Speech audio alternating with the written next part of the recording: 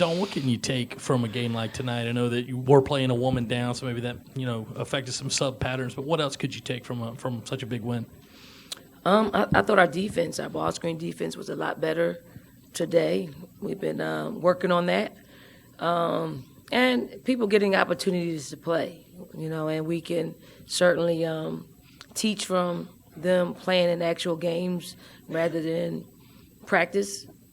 Sometimes when you're in practice, it really doesn't resonate with some of the players. Real game, live footage helps them get better and helps encourage them when they've done something pretty good.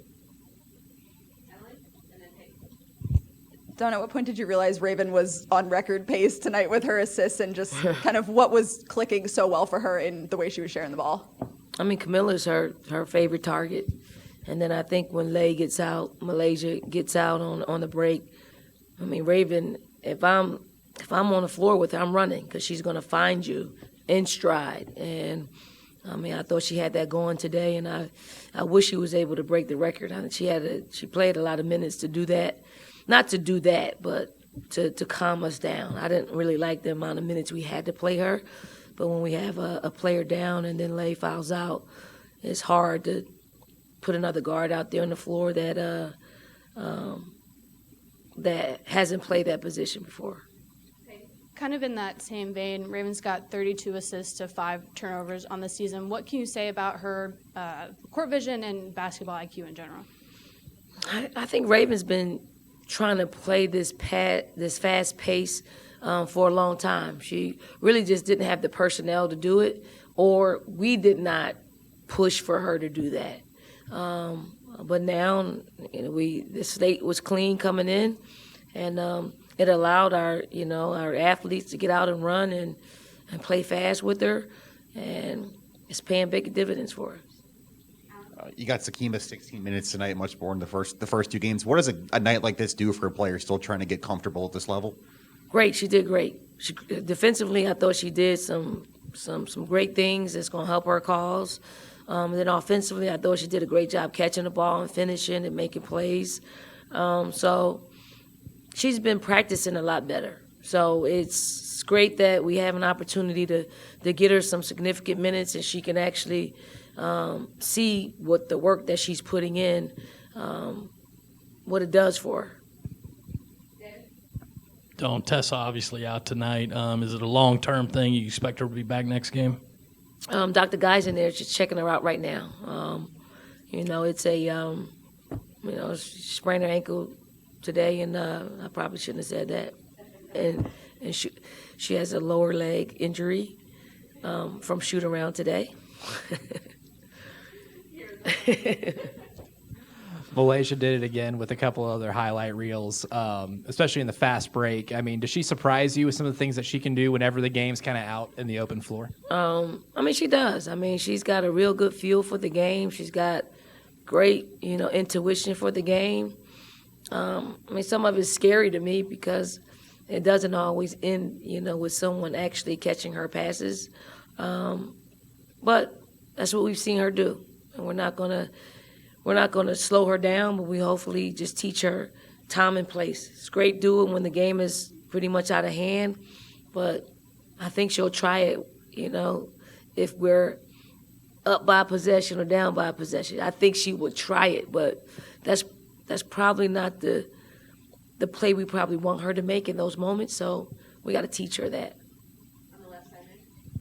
Everything seems so up-tempo and fast. What was conditioning like through the summer and the last couple months? Oh, my God. Like, we could not have envisioned this is how we're playing back in June. Could not. Like, Molly Bonetti, our performance coach, I mean, she's a miracle worker. Seriously, like, everybody came in probably a little bit out of shape. Maybe not Raven and Camilla and Chloe because they played during the summer, but everybody else was completely out of shape, completely. And we were starting from scratch. So, I mean, that's why we did not accomplish a whole lot besides trying to get in shape this summer. And then towards the end, they got a big old break, like 3 weeks. And then we came back, and it was, you got to retrain them to get back in shape. And, I mean, finally, probably mid-September, end of September, that we started hitting our strides, and we were able to do some things and accomplish some things in practice. But we've come a long way in that department. Dawn, congratulations on your 200th win at the CLA. Does it feel like it's been that many? And what's so special about winning here? Thank you. I didn't know that. I mean, the atmosphere, like the people, they come and they pay their money to watch us play, and they really are entertained. And I was, the game was in hand, but no one left the game. No one left the game, and that was an incredible thing. So when you're able to have some fans that stay in their seats when, we got a huge lead, it says something. They love what they're witnessing. They love cheering us on, and we haven't lost very much in this building. So it's a beautiful thing when we're able to give our fans what they want and walk away with the win. You had another win over Clemson yesterday with Joy signing. She told us that was an emotional moment for you when it happened. What was your reaction like when she told you, and what does she kind of add to your class next year? It was unbelievable because for the longest, we had no idea. Like, it was, 6 schools or 7 schools, and then it got down to 5 schools, and it got down to 3 schools, and I don't think she knew until that moment.